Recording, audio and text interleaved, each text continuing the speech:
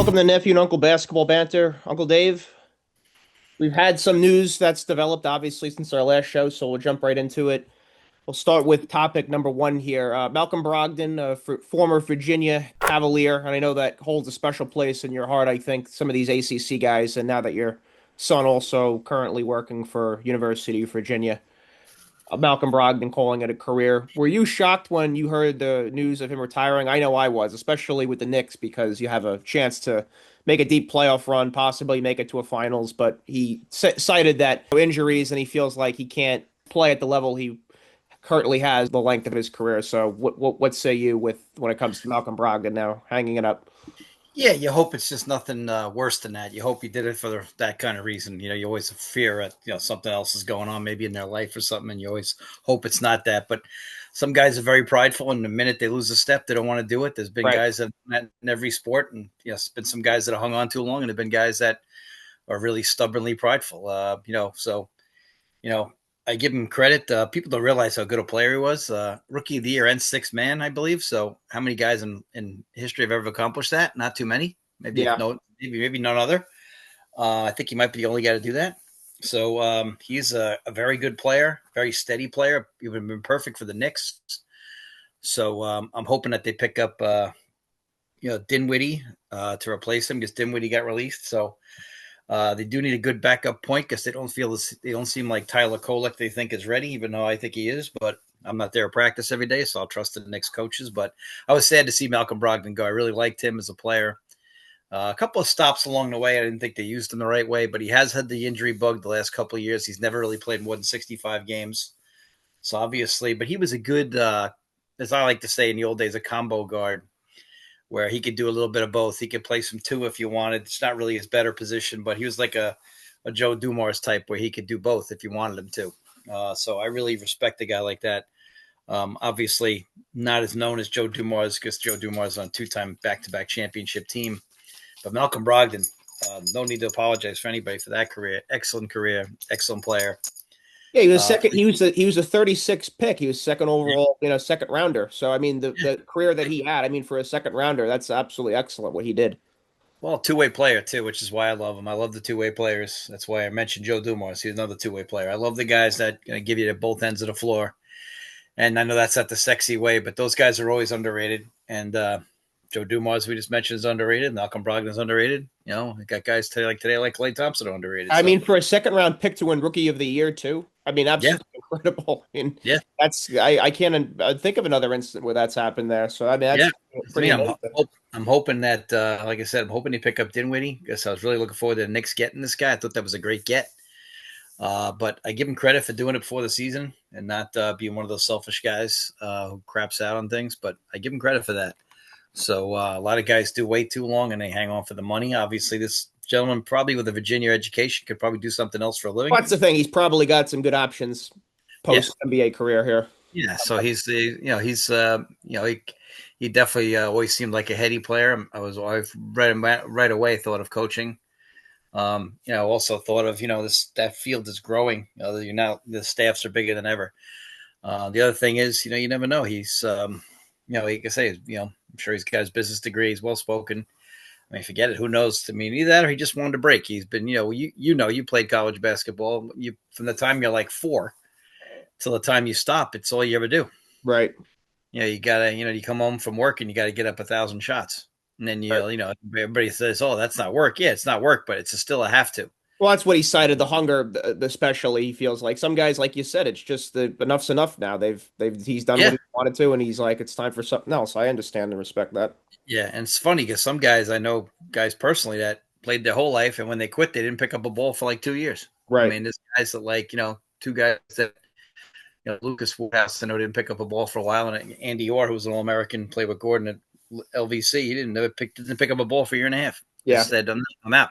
Scored Right. 1,500 points, had 1,000 rebounds. Said, nah, I'm done. Right. Some guys just don't want to do it. Right. Yep. Well, it's those have tos. Sometimes they wear you out a little bit. So, And you but also know the people it's talked about. They're like, if you're thinking about it, then you should. yes, That's probably where he yes, was.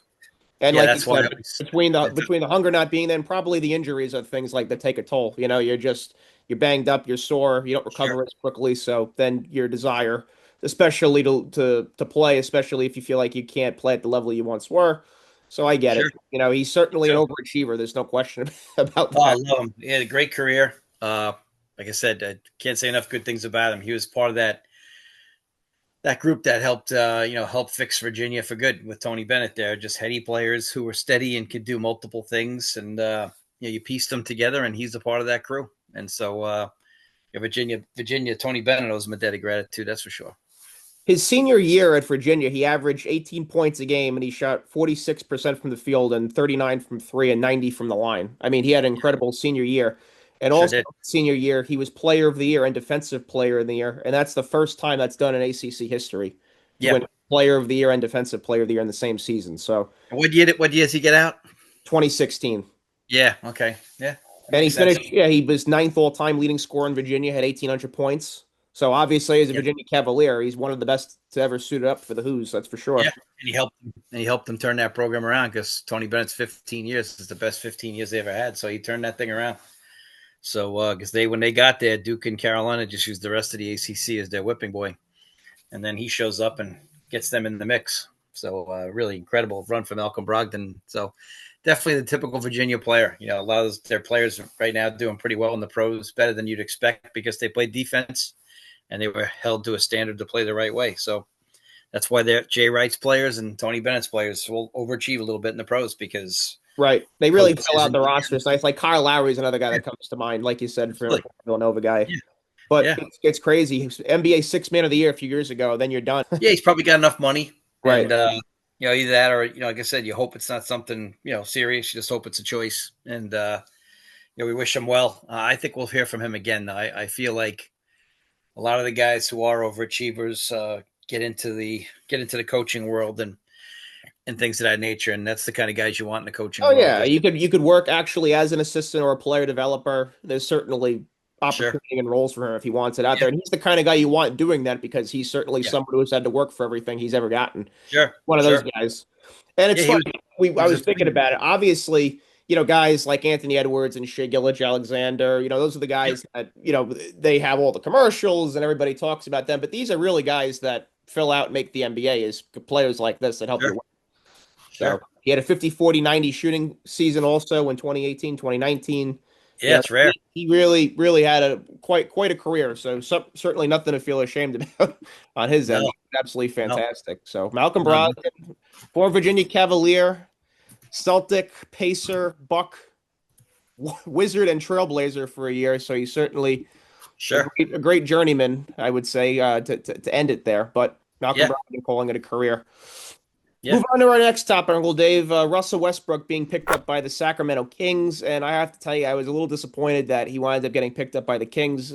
Not that obviously that he's continuing his career. I think we've talked about how much we like Russell Westbrook, but I'm shocked a team like the Knicks that we're talking about here, or a team that's a contender, hasn't picked him up and bring him off the bench.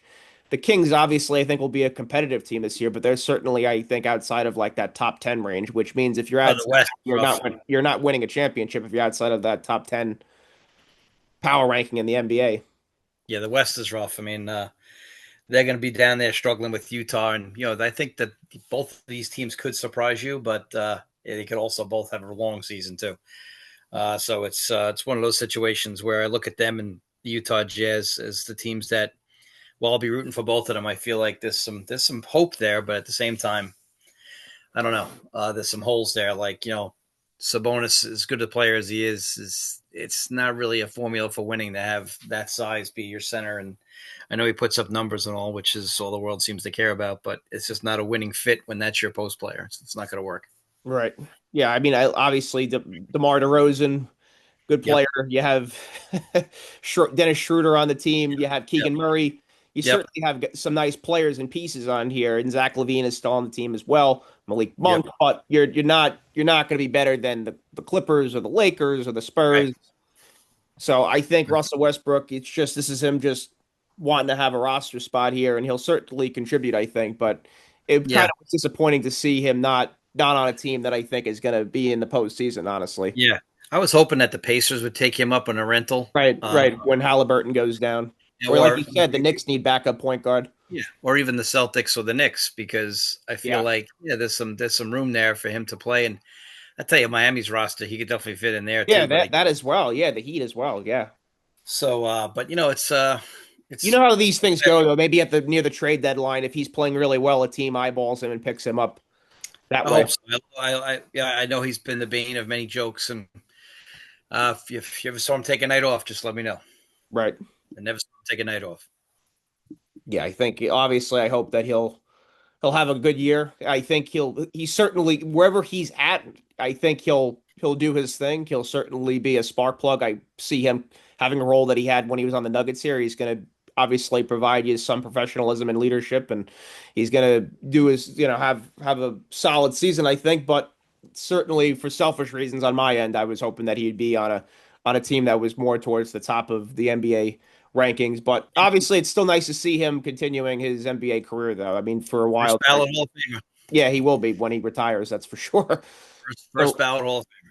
so I think that the Kings, obviously, they're looking probably still. If you're Sacramento, it's funny. A few years ago, they were really in the mix of it, so they're still trying to develop some sort of culture as well. There, you're not.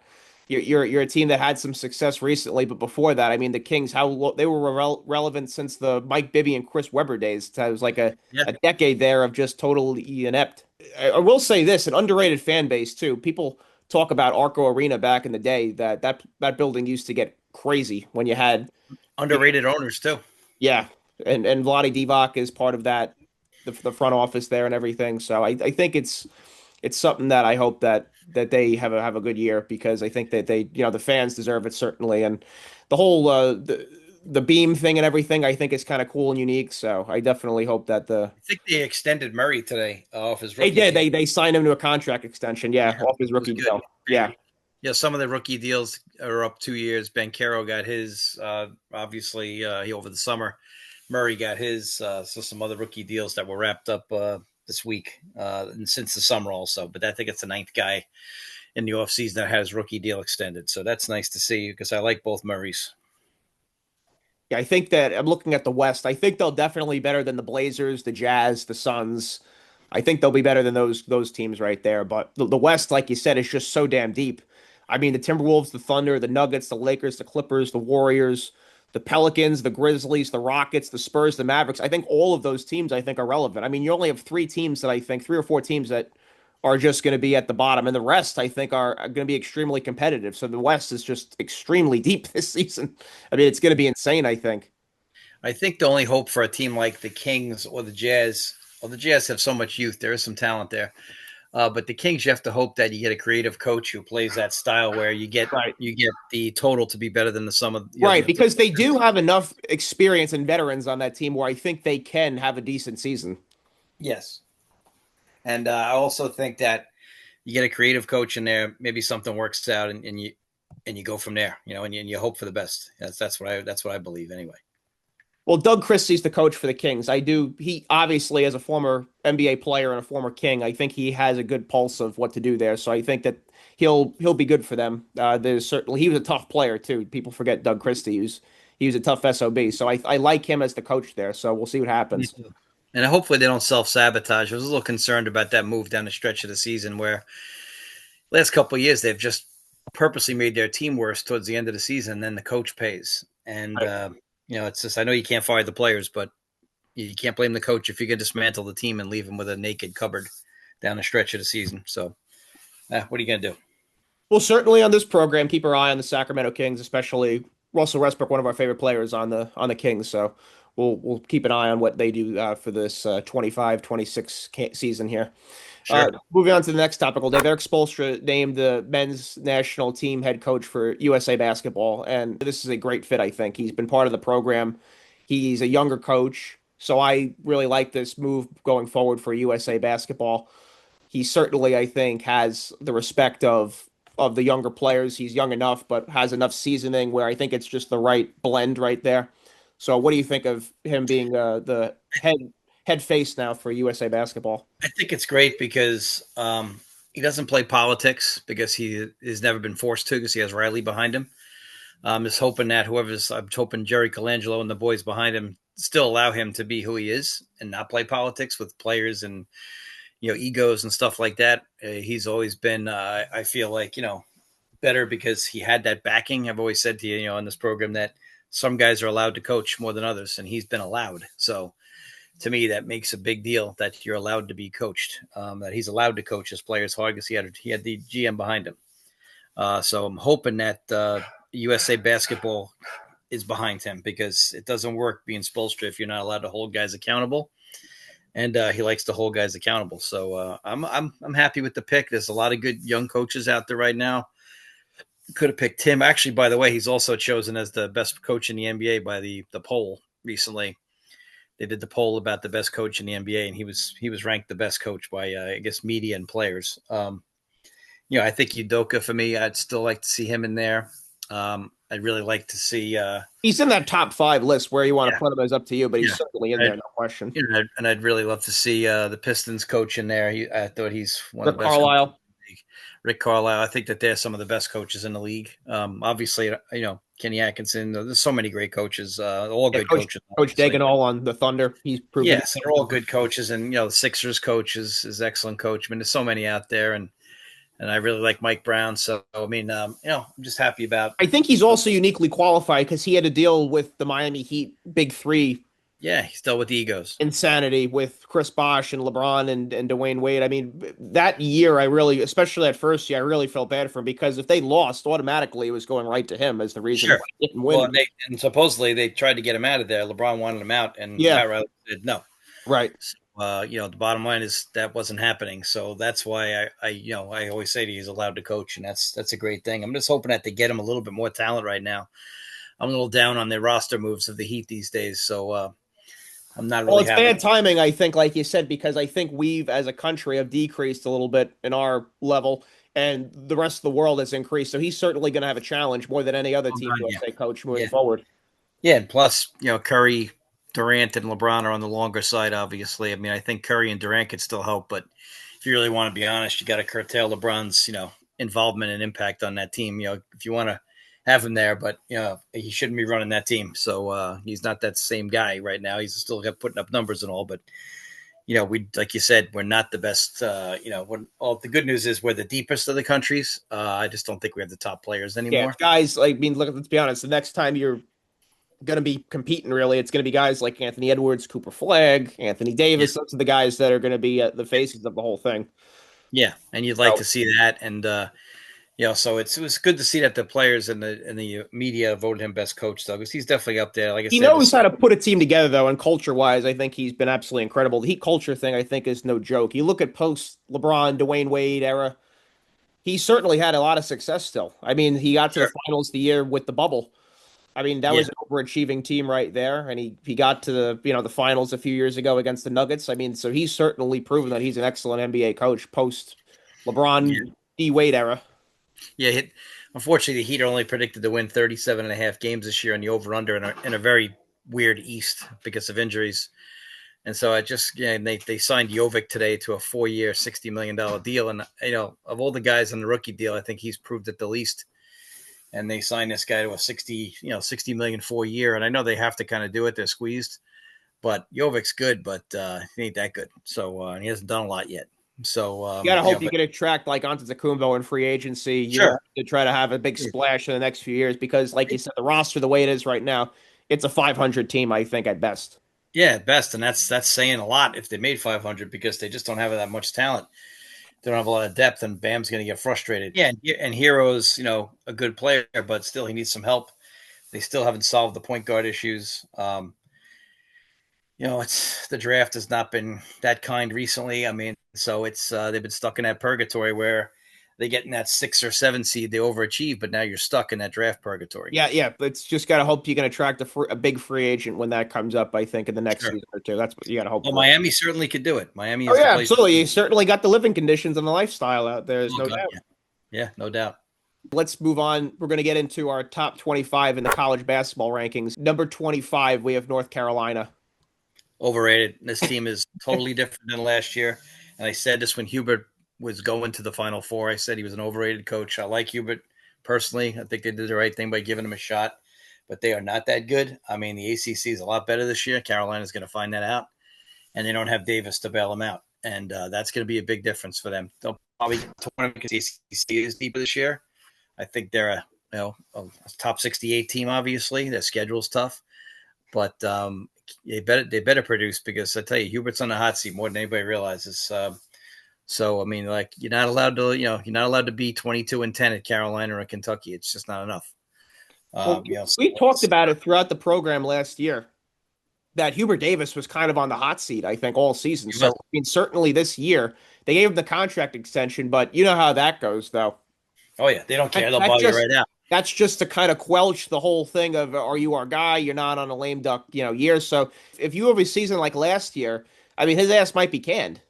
Well, especially with football getting their ass handed to them with Belichick, they're not in a good mood down there right now. Oh God. Well, that also, let's be honest. I know that's a different sport entirely, but you then have more people than emphasizing the basketball season because they're pissed off that Right. football was terrible. So Yeah, now you and have more eyeballs and pressure on you. Yeah, Chapel Hill's not happy right now, and the biggest problem for the ACC right now is that Wade is at NC State, and that is going to be a disaster for the rest of the league. And that Louisville is spending a ton of money. This is not going to be good for the rest of the league. It's going to Right. be Right. It's going to be a dogfight every night. Yeah.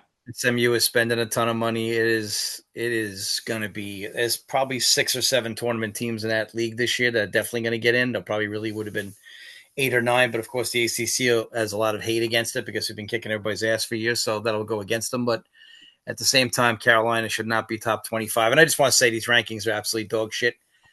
It's like the football ones. I mean, you watch these rankings. I mean, Arch Manning. I'm sorry, I'm not Yeah. seeing it. I hope he turns out great. I just don't see it. I don't see anything that he does great. Yeah. If his last name was Smith, no one would be covering him at all. Yeah. Well, as Steve Spurrier said, if he was so good last year, how do you play behind a guy who didn't get drafted? It's true. Yeah. Yeah. Steve Spurrier knows about quarterbacks. Yep. There's certainly the truth there. So yeah, we'll see what happens at North Carolina. I think honestly, this is just people saying this is North Carolina, so we have to have it in the top 25. Absolutely. That's what it feels like to Absolutely. me. It's a brand name. So quite no question about that. Then number 24, we have the Wisconsin Badgers. Yeah, well, stability is going to get them in the top 25. They're going to run that same system. Yeah, they've They're been a not steady really, hand. Yep. not really been as affected by other schools by the portal, so there is more consistency there. The Big Ten, though, continues their streak of never having a champion. So that's going to keep going since 1999. So they'll be all right, but the league will beat them up. But they're going to get in on strength of schedule alone, and they'll beat you because they'll be steady and they have a good coach. And like I Coach said, Guard, I think, has done really well there. He's really been yes, excellent. he has, and he'll be fine. And like I said, they'll beat each other up, and they're going to get their 20 wins, and they're going to go 25-7 or something like that, and they're going to be there, and we'll be talking about them every weekend, and they'll pluck off a really good team, and they'll lose to a bad team. Yep. I think they're going to always be in the mix of it. Just it feels like Bo Ryan put them on the map, and they've just kind of continued Sure. that steady streak there. Sure. Number 23, we have the Creighton Blue Jays. It kind of feels almost like how it feels with Wisconsin. Coach McDermott, again, they're just going to be, especially in the Big East, right? They're just going to be constantly at the top of the heap there. I just don't know how you replace Cole Crunner and the little point guard there. That is going to be a rough replacement there because those guys had that pick and roll combo going. I don't think they're going to be as good this year nearly as they have been. The good news for them is we'll see if Villanova rises back up again to levels, and Connecticut, we'll see how strong the Big East is this year. St. John's obviously seems like the class of the Big East, but at the same time, I don't think as a whole the league is that up. I mean, Georgetown will be better because Coach Cooley's getting there, but at the same time, you could see that the NIL and the transfer portal has really hurt some of that league. Seton Hall last year was just awful, and Shaheen's a great coach, but they just don't have the resources right now. So some of that Big East is getting a big old fashioned beating from the rest of the country. So I think he might benefit from a low Big East, but I don't think they're not nearly going to be the same team. If you watch them, they could beat anybody any given night with those two, with the point guard and the big fella. Then number 22, we have Michigan State. Tom Izzo, he'll be there. They'll be playing Duke in the non-conference again, and he'll always get his guys there to rebound and play defense. I thought his team last year was one of his best teams he'd had. It was, yeah. They were an exciting bunch with Richardson. But Yeah, they were one of the better scoring teams he's had. I still don't think they ever get enough shooting. They haven't had a really great shooter since Drew Neitzel, which is kind of scary. yeah. We're talking that's talking almost 20 years now. Yeah. So I thought last year they had a shot with Carr and a couple of the guys. They really looked like, a different team, but they got plucked off, as happens in this tournament in 40 minutes. But they'll be good again, as long as Coach Izzo's there. They're going to get respect, and Right. again, the Big Ten, they're going to chew each other up, but they're going to get 25 wins also. Yeah, Tom Izzo, he's one of these guys who he's from the old school type of mentality and era there, and he's still doing it. So seeing him on the other side of the NIL stuff and having success, I certainly commend him for that because it's night and day different when, 20 years ago, let's say, coaching versus now. I think Absolutely. it's a testament to him as a coach being able to adapt with these times. Sure. Sure. Then number 21 guy, I feel is kind of the same way about Mark Few here with Oh Gonzaga. God, one of the most underrated coaches in the history of the game. Yep. If he's on the East Coast where people get to watch him, Oh yeah, people look at him have in a a totally different light. That's right, because he's playing at different night. Yeah, in the discussion. West Coast. Yeah, And he could have left many times for other places, but he stayed. He was smart. I think they've held that league together long enough. Them and St. Mary's have been the linchpins, and as long as they can hold that league together, why would Gonzaga ever leave? He's just a wonderful coach. It might be, I don't know how much they're anteing up. I don't know if they're going to be able to pull that big talent. By the way, the kid who got cut the other day from the NBA team, the kid with the mustache who played with the headband for Gonzaga 2 years ago. Oh, he just got released. He was the last guy cut from. That great NCAA tournament player. Had good post moves, good feet. He just got cut though. I'm trying to remember. Oh my goodness, I can't believe his name is escaping me. Drew But Timmy. what's that? Yeah, Drew Timmy. yeah, he just got cut the other day. So he'll probably go to the G League or somewhere like that or Europe. But it was a shame to see him get cut. And I know he's not an NBA guy right now, but that's okay. But anyway, yeah, Gonzaga, you can't beat that. I just don't like some of these rankings in these teams here. I just don't understand it. I mean, I really don't. Like I said, this won't be doing anything until middle of January. I know these teams have been practicing twice a day since June, but this is not going to be anything real until middle of January when you No, see. this is just a guesstimate here. That's really all it is. You have no Don't idea forget, how the teams are going to look. don't forget, all across campuses right now, we already have kids who are ready to leave because since Oh yeah, June today, you figured out that you might not be in the top 8. right, exactly. And And if you're some not, you're looking for a way out. Exactly. and the moms are so selfish today. If you're not getting enough shots and say you're the fourth option, they might want you out. Oh, So absolutely. Yeah.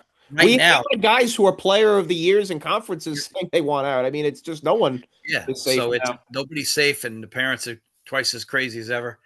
And so this is something where there are people already looking for ways out. So the good news is though they're under contract basically because they are paid now. So basically, they won't get out until I guess April. But the thing is, there are already people looking to hop, and they're already on the phone, and coach killing in the locker room and poisoning their teams, and we got to see which teams have that good chemistry. Because there is no sport that requires more chemistry than basketball. Yeah. We've heard the term. I like it a lot. It's getting your team to be able to play like one nickel instead of five pennies. That's Yeah, what it comes that's the down thing. to. I mean, but like we said before, these are microwave teams. These teams have to be put together quick. That's why I think the NCAA softened on the not being in the gym with your team in the offseason, which you weren't even allowed to be in the gym. Now they allow them to just blatantly 2 practices a day since June. Yeah, you can do And whatever you so, want. and so you need that. But at the same time, these are still microwave teams. There's none of that natural backdoor that's there because you played with a guy for 3 years. Yeah, those days I think are almost over, right? And that's why I repeat before we overrate these teams and say, this is one of the best teams I've ever seen. I'm going to throw up again because I'm telling you Yeah, right you have now. no idea what the word team means then at that point. No, plus an old Georgetown team or an old Duke team or an Oh, old they would Arkansas kill. team Yeah, would just take these guys apart because they bled together. right, exactly. Yeah, You you know, don't have that same type of camaraderie no. anymore. No. And plus it matters on the court. You know each other. You know where your teammate's going to cut. You know where they are. It's just you bleed together. And the fact that these guys have never bled together, it's just different. It's a Yep. different love. It's a different feeling. I've been on. I don't have to deal with the transfer portal as much, obviously, in high school out here in Long Island. But Right. I'm just saying, it's a different thing when guys go through it together. It matters. It changes the way they play on the court. At number 20, we have Auburn. Now, obviously, with Coach Bruce Pearl stepping down and his son coming up, that I don't know how that doesn't affect them in a negative way when it comes to this season. Yeah, I don't know if you can fake that personality. I don't know his son at all. I wish him well, but at the same time, I can't imagine he's got Bruce Pearl's personality Yeah, and Bruce had the respect of those kids. It's not the same when the assistant coach takes over. It feels like the substitute teacher. right, It's just a totally different thing. You move 2 feet down the bench and it's a million miles away. right. It's I've been in both situations. It's totally different. You always feel like the substitute teacher's there. Maybe he comes in and tries to be too hard. Who knows?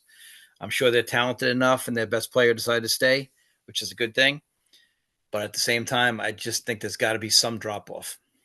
Yeah, absolutely. I could see them kind of having a year where it's a transition, kind of a tough season, but who knows? I mean, maybe they'll be a top 25 team, but it certainly Sure. takes to when you lose, it's not like you said, just the X's and O's. He was just such a live wire personality that you know that rubs off on players when you're also Sure. a great X's and O's guy. So Yeah, it's different.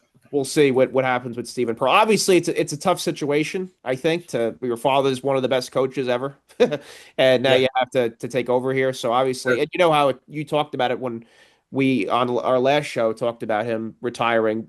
You know the alumni and everything. They're expecting no drop off.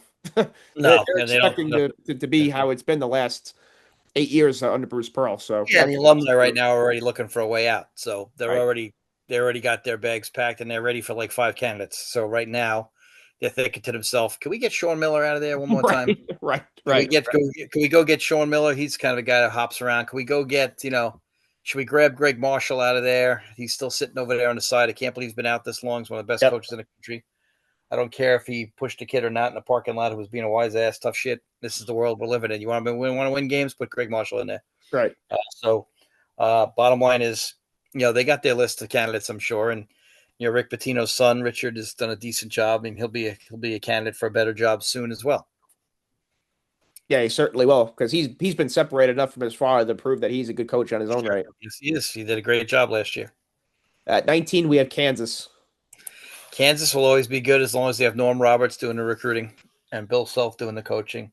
There's stability there. That's again so underrated, especially in today's unit of basketball. They'll be fine. Bill Self will get them to play defense. That team last year, I thought, underachieved. Dickinson was a distraction. I don't know what happened there. I can't pretend to know what happened Yeah, there. we talked about how just there was just something really off with that team there. They had And like I a month never, stretch and I, where it yeah, was really rough. and I never seen a Kansas team look like they had some issues. I've never seen a Kansas team look like that. His teams all these years, obviously some better than others, but they always gave you what they had. I felt that team was missing something. I felt like they were missing something in Like their losing chest. at home, like Kansas never loses at home in the regular season, things like that. Yeah, just lose. I felt like they were missing something in their chest. Maybe they were bored. I don't know. But at the same time, like Bill Self is a very underrated coach, and Norm Roberts is one of the best recruiters in the country. At 18, we have Tennessee. Coach Rick Barnes again. Once another great coach. Again, the SEC just so damn deep. They're going to be very good. They did lose their heart though. They lost their point guard. You want to see if they could follow up with the great mid-level transfers with guys like Dalton Connect and guys of that ilk. 2 years in a row now, they've had that kind of player where they've gotten the mid-major player of the year somewhere, and they've brought him into the SEC, and all of a sudden he's been like one of the top two guards in the country. We'll see if they can pull that off I for a think third that's year. the key things for these top schools now. It's getting the mid-major guys to come in and Well, play well. that's what I was saying the other night about the quarterback position in college football. Is that if you go get a guy who played for 4 years at a mid-major level, and you get a fifth year out of him at a big school, it could work. He's got the experience. He's older. He's been through the rigors, and he still has something to prove because he felt he wasn't a mid-major ever. So now that a lot of these guys are playing quarterback in these big Power Four conferences. So 18 again, but it just goes back to you looking at the list of the top 25. It goes back to it's still, even with the NIL, it's all these coaches that have just been so good for so long. That's just Sure, what it comes down to. They can sure. adapt. Number Yep. 17, you have Illinois, the Fighting Illini with Brad Underwood. Brad Underwood, another good coach. Illinois supposedly spent a little bit in the offseason.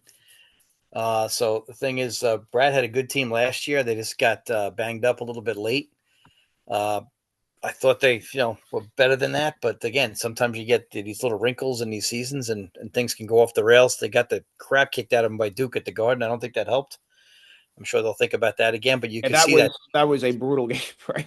you can see that teams are starting to schedule those games again. And this is what the mid '90s and '80s were like. Duke, I never forget this.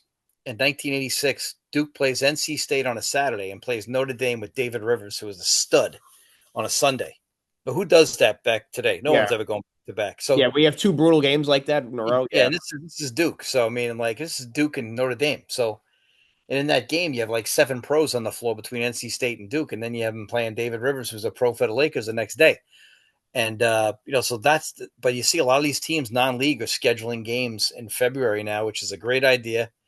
I think it's really good for the conferences to try to take a shot and say, "Hey, we're better than you think." I'm very excited about these out of conference games in these later in the season, and I know a couple of schools are doing it again. I'm really excited to see You it. have to do it to see where you measure up, and it obviously, even if you get your doors blown off, it gives you an edge. Then I think at that point, so it's Yeah, something. It's a learning experience. I think you well, have to do it. so much of the Ken Palm crap and the is all related on your schedule. So if you want to do that, then all right. It's almost like a loss to a good team is better than beating a bad team. So it's a sick way we're rating teams these days. It's, stupid Ken Palm crap and every other thing. But Illinois will be good again. Coach Underwood's an excellent coach. Again though, Big Ten, Coach Killer League is going to swallow you up, and they'll be good. Coach has done a good job everywhere he's been. Then at 16, we have Iowa State. Yep, Iowa State. The Big 12 is just such a great basketball conference. When you have Kansas in there, who's finally had their streak broken of winning conference titles, which I think is one of the 5 most amazing basketball streaks of all time. What, they won 14 in a row in the Big 12? Yes, last That's season. absurd. That's just, and I know some people don't follow that much, and that's great. They only follow till the bracket comes out, which is great. But if you want to step back and look around, and I'm not talking about a mid major here, we're talking about, I don't care if you even win a mid major 14 years in a row. Just think about this. These guys won 14 of that league in a row. That league has had some unbelievable teams, right? You have teams like Oklahoma in that league. Now you have Texas in that league. The resources on these teams. Even Kansas State's had some moments where they can rise up. Baylor is as talented as anybody every year. For you to go 14 straight, and now Houston's in that league, forget it. When you go 14 straight in that league, I mean, Jesus. I Yeah. mean, Plus, you got I Texas. You got Texas Tech in there. You got Baylor in there. now you got BYU in there, don't you? Yeah, you have BYU as well.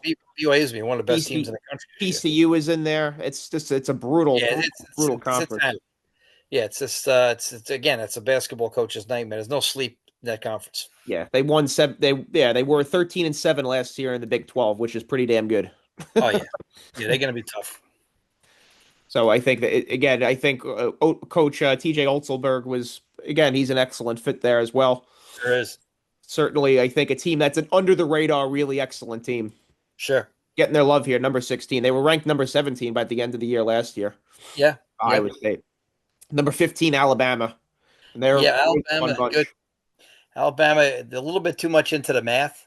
They don't have Sears. Sears is 100 years old now. I'm sure he can't stay there anymore. They've had some good players over the years, but we'll see if the math works with this new, less talented group. I'm sure Alabama has one of the biggest athletic budgets. I'm sure they spent.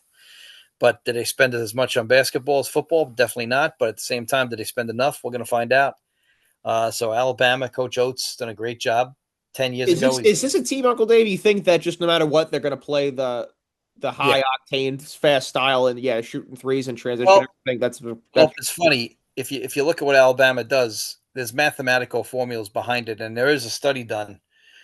I've been putting in the 2-side break from fast break for my By own the way, team. folks, last year I went to was the Sweet 16, I believe that what I went to in Jersey, and Alabama set the record for most 3-point shots made in a NCAA tournament game. It was insane. Yes, Hit like 28 or something. It was absurd. right. And now Alabama at the same time, they're going to believe in pushing that tempo, which it can work. But they did a survey over a 5-year period in Europe and some NBA teams and some college Division I teams, and they found that in the first 6 seconds of the shot clock with your feet set, that's the highest shooting percentage, and it went down every 6 seconds lower with the shot clock. So in other words, the first 6 seconds had the highest shooting percentage. The second 6 seconds had the second best high shooting percentage, and I couldn't believe it. It's with your feet set, basically. So obviously, early offense is actually statistically been shown Well, to I, work. I, I believe in that. Take the first good shot, especially early in the game. I certainly Well, am a fan yeah, of it. well, you're a shooter, of course, you believe in that. But the problem is like we said What you've before. always said, not everybody, right? Not everybody Yeah, thinks like yeah, well, yeah. Everybody thinks, well, I'm D Wade in NBA 2K. Yeah, but you're Moist Jones in real Roy life. Scheimowitz. Yeah, so yeah, you're D Wade in the game, but you're not D Wade in your soul. So let's remember that. There's a reason you're open, as we always say. So the thing Plus, is, coaches always also can make a good point too. With certain guys, you can get that shot anytime. So it's kind of absolutely you have to have it. I think every team is a little bit different, but it depends what your personnel is for sure. sure. And it's hard for kids to hear that personnel wise. Like I have four really good shooters this year. So like those four guys, I'm going to tell them that that's a good shot, but some others it's not, Right. and they're not going to like hearing that. But I really don't give a shit. No. No. You like hearing it. Not everybody has the same skill level and sets. So No, I don't play yeah. center for my CYO team ever. Right.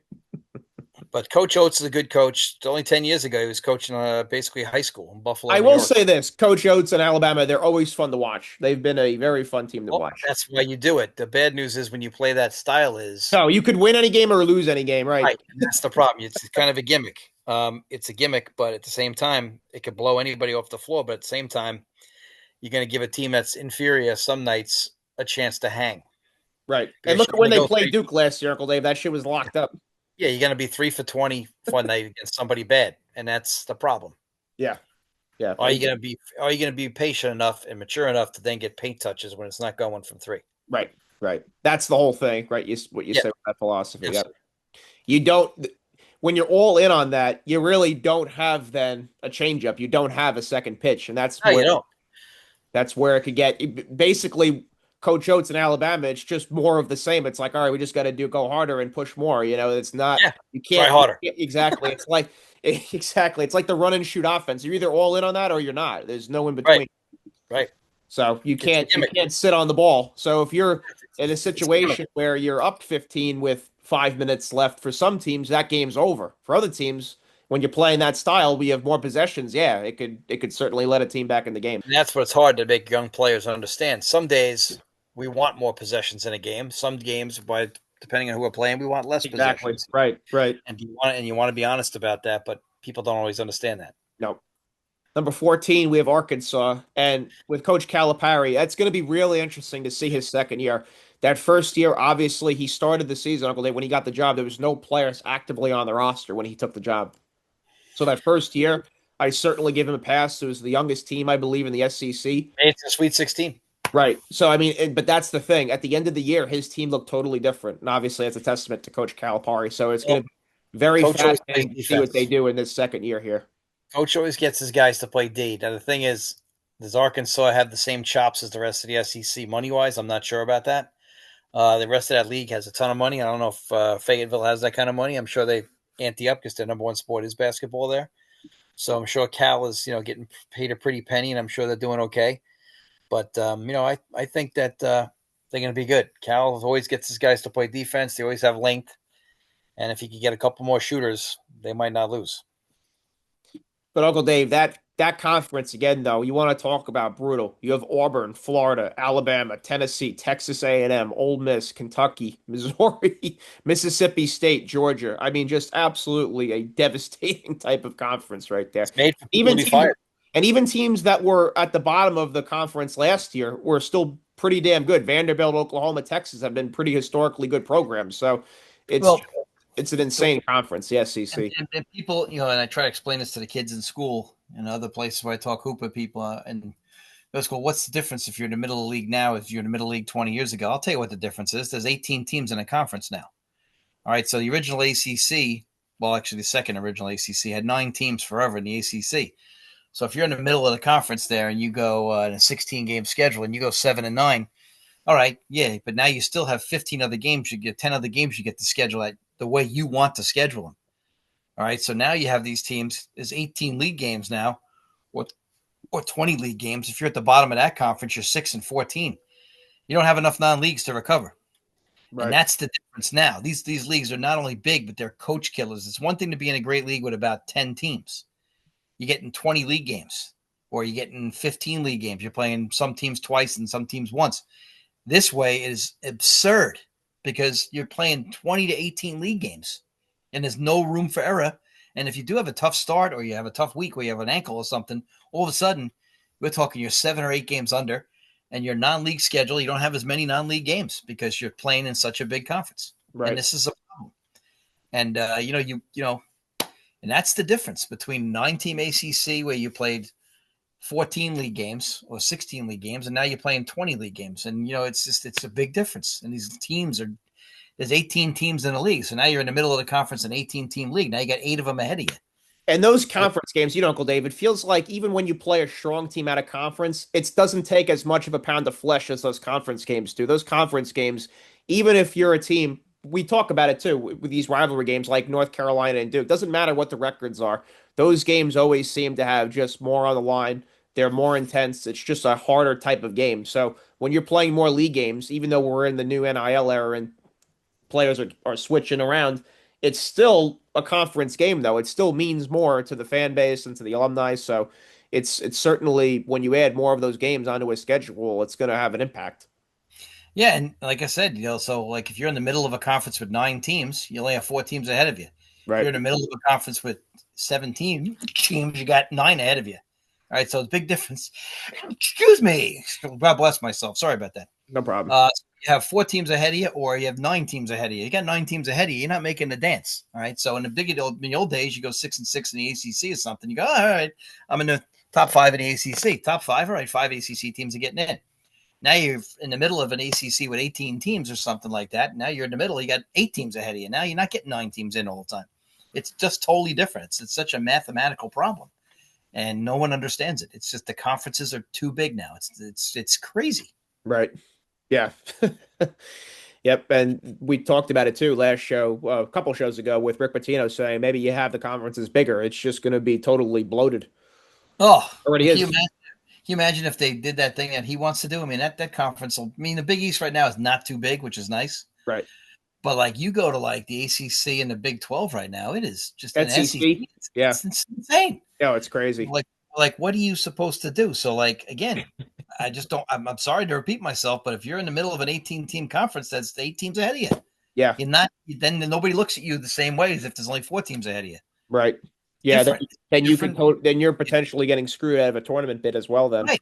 And you go, well, you have the power of the SEC behind you, so you might get in. Yeah, last year you did, but you finished 9th most times in the ACC. Or how about last year, Uncle Dave? We saw a team like Oklahoma that was undefeated out of conference play. They get to conference play, they're getting totally pummeled.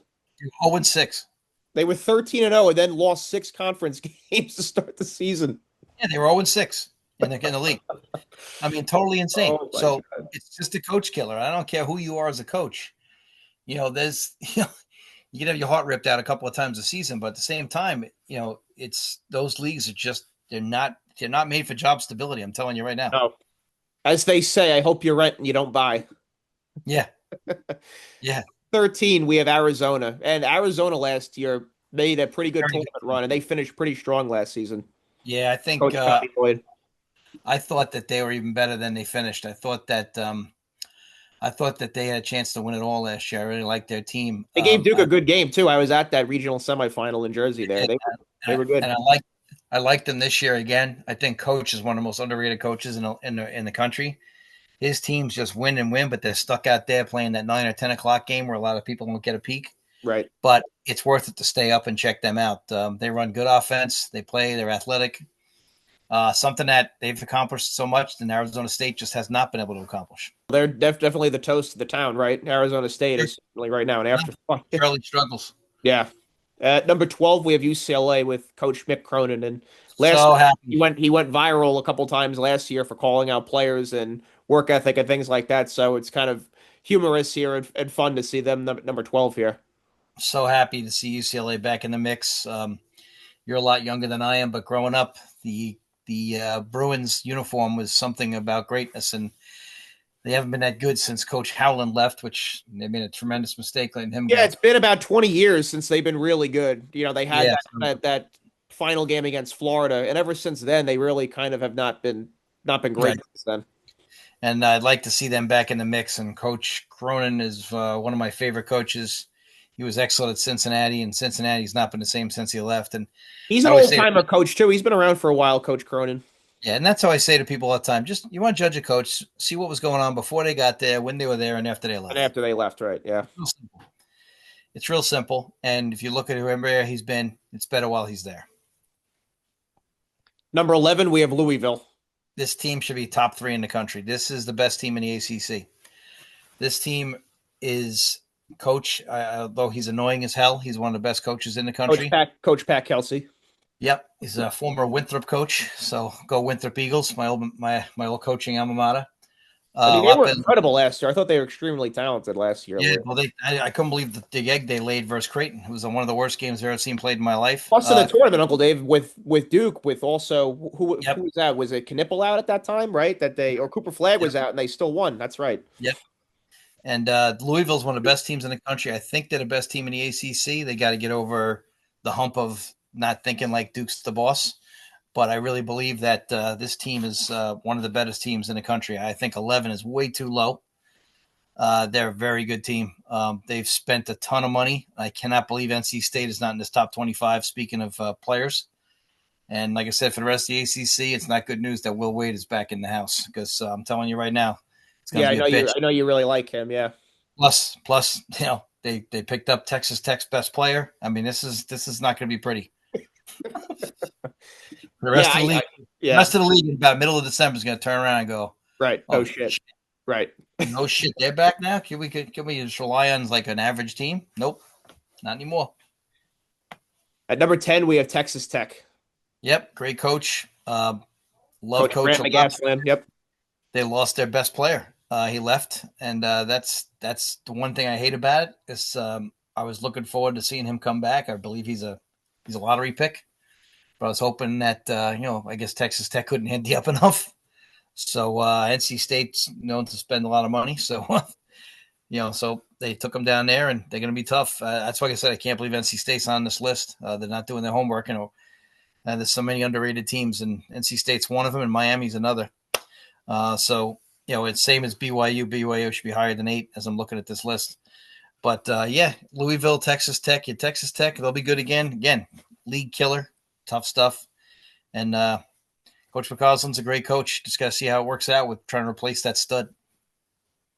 At number 9, we have Kentucky. Coach Polk did a great job last year. I thought they peaked too early, though.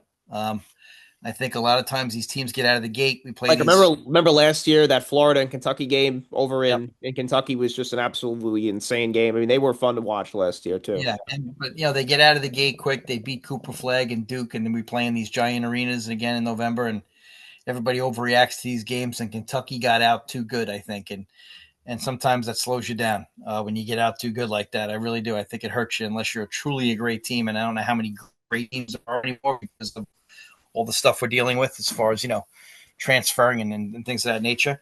But Kentucky, I thought, shot out too quick. And I know you try to win every game, but, you don't want to lose any. But I still think the best ball was played, till early January. And after that, I thought they hit a little bit of a wall. I think the hype wore them out. And I think that today with the social media and stuff, it just wears your kids out.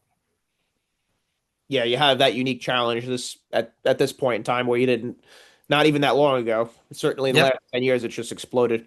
Yep. At number 8, we have BYU, and BYU, they got the number 1 recruit out of high school, AJ DeBansta. So it's going to be interesting to see how they are this season with Coach Kevin Young.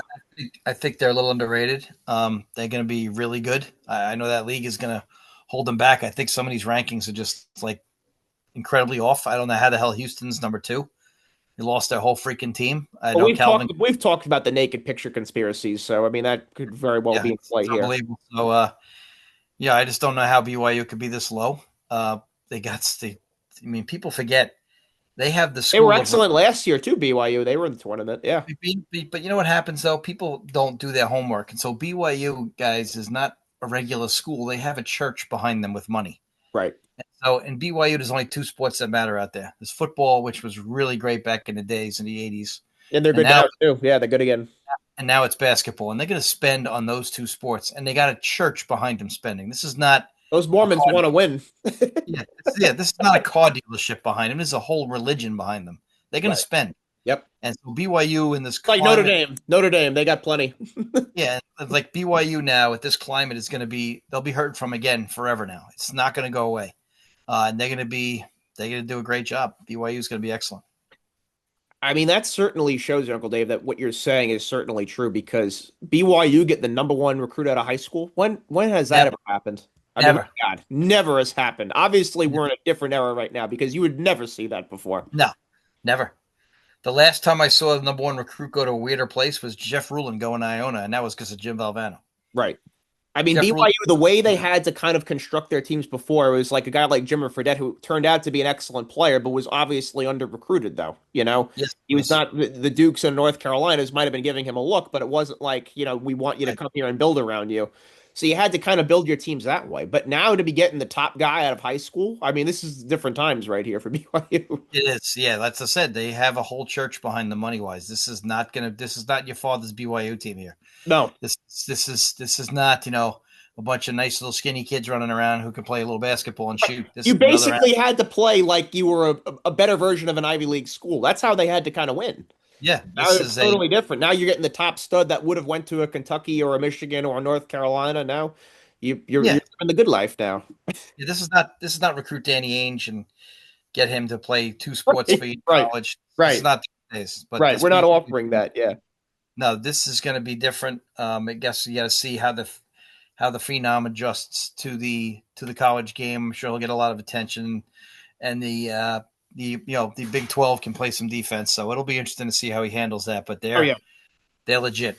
Oh yeah. They're definitely going to be a must watch for sure this season. At number 7, we have Michigan. Love Michigan. I hate to see the fact that they look, the big. I love the two big guys they had last year. It brought me back to little high-low days, and Wolf was Danny so Wolf. talented. Yep, and I really love those guys playing the high-low, and like I said, it's still good basketball high-low. Wolf was such a talented player, from Yale. But Michigan coach has done an excellent job, and like I said, and I hate to keep saying this because it's repetitive, but Michigan's got a lot of money. just leave it at that. Yep, that's certainly true. And they're again, they're a dual school. They expect to win in football and basketball. Oh God, yeah, the big houses, and they're not winning in football right now, so they're not happy. I hate to say it, but obviously Coach May can certainly coach Uncle Dave. I mean, Jawan Howard, that was just a total mess during Well, I think that I whole think regime. I think what happens when you take a former pro and a former alum, we all want the alum. We all want John Shire to do well as a Duke fans like myself and you. But at the same time, I didn't feel like all the alums would be the right choice. Right. I wouldn't. I mean, I would have wanted Steve Wojciechowski to do a good job, but I don't think he was the right fit. I would have wished Johnny Dawkins would have been the right fit, but he wasn't. Tommy Amaker, I think, could win at Duke, but they didn't choose him. So you always want the alum to work out, but that doesn't mean it's the right choice. Right. And Jawan got carried away. I think it's hard to coach your own kid. I've done it, but my kid wasn't $1 million player, but Jawan got caught up in that, and I think that he didn't handle himself right in some tough situations with Wisconsin, where they're having brawls and stuff. But Yeah, yeah, but the post, yeah, the handshake, yeah, line and think, everything. Yeah. still think he should go coach it again. I think he was a good coach. I just don't. I think he got rushed to the top too quick Yeah.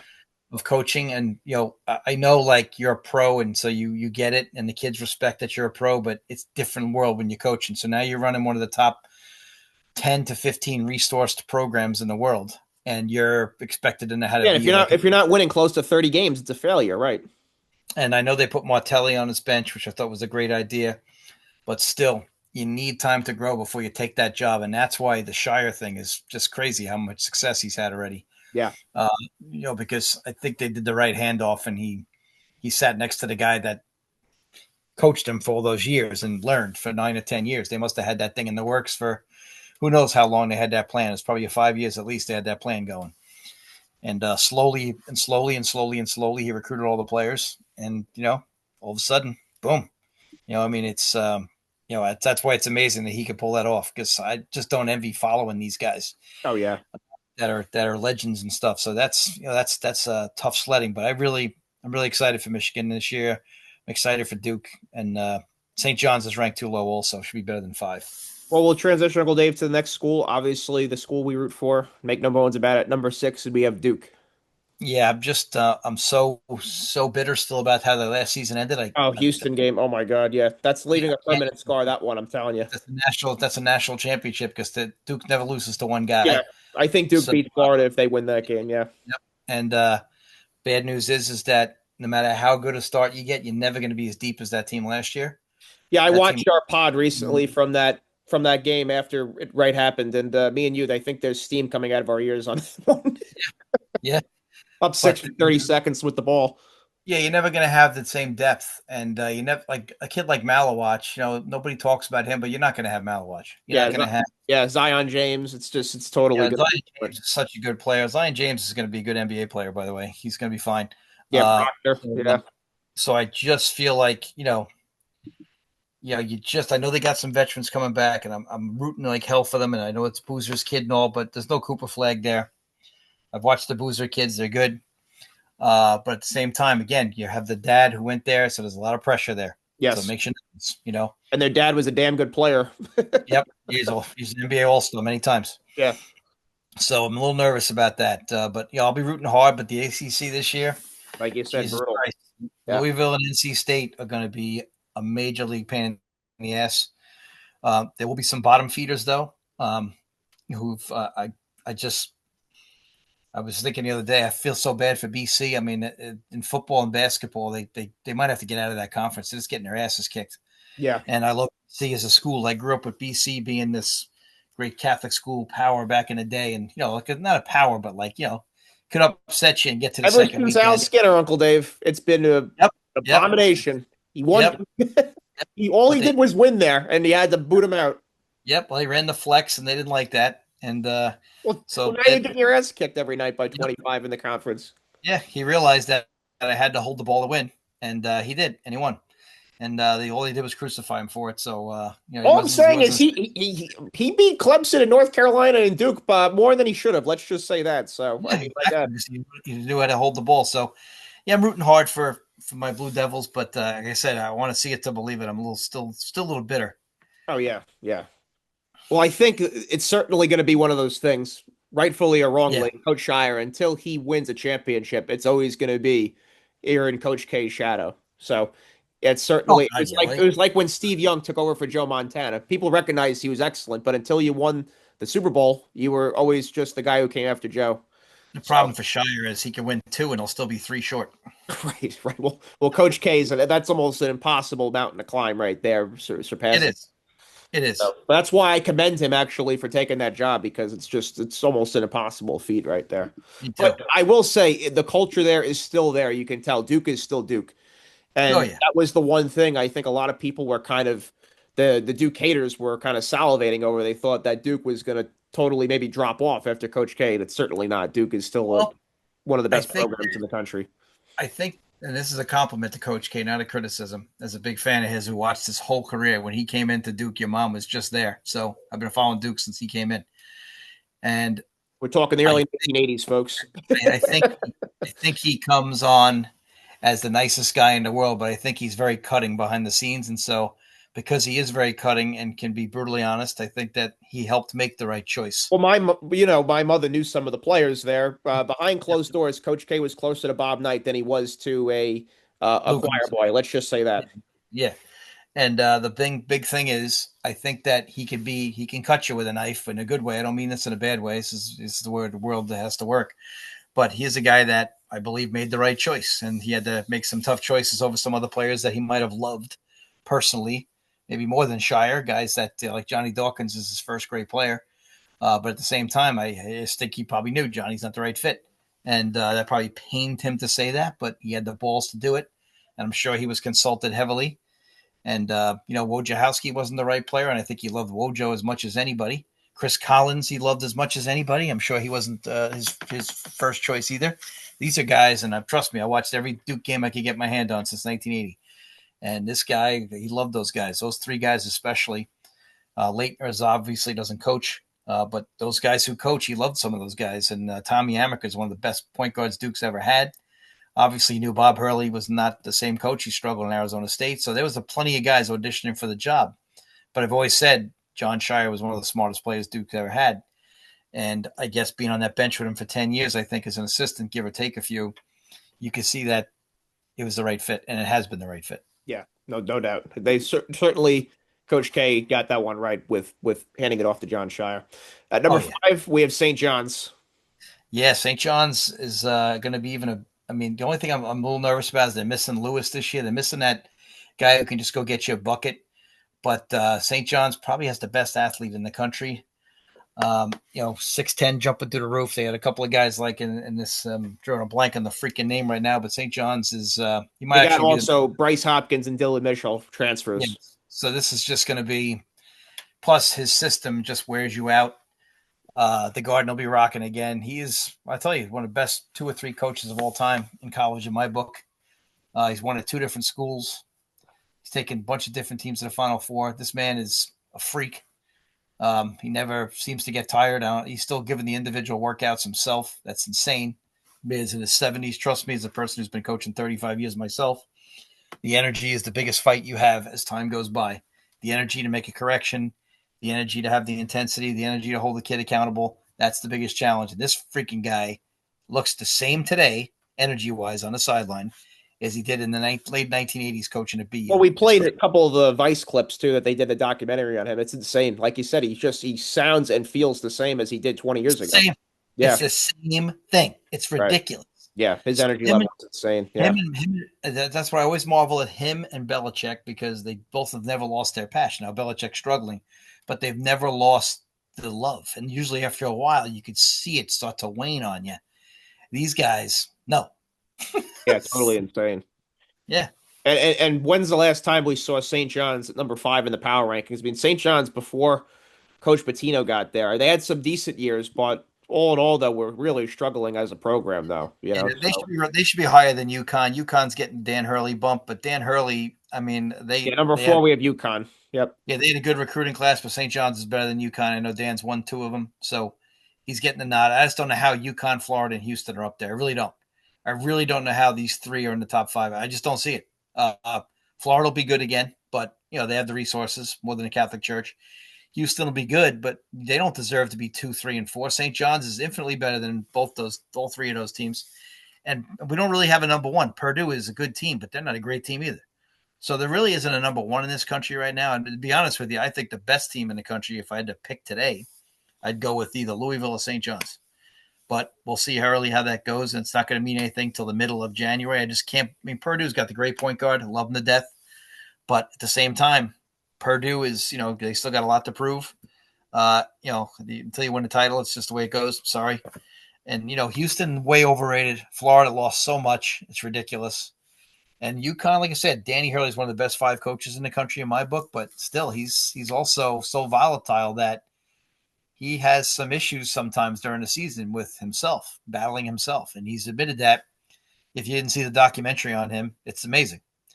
It's an amazing documentary on the Hurleys. Really is. You got to check it out. And Danny is so honest about, no sleep, this, that, being hard on himself. And that's him, So he's a guy that, really you got to watch the documentary. It's amazing.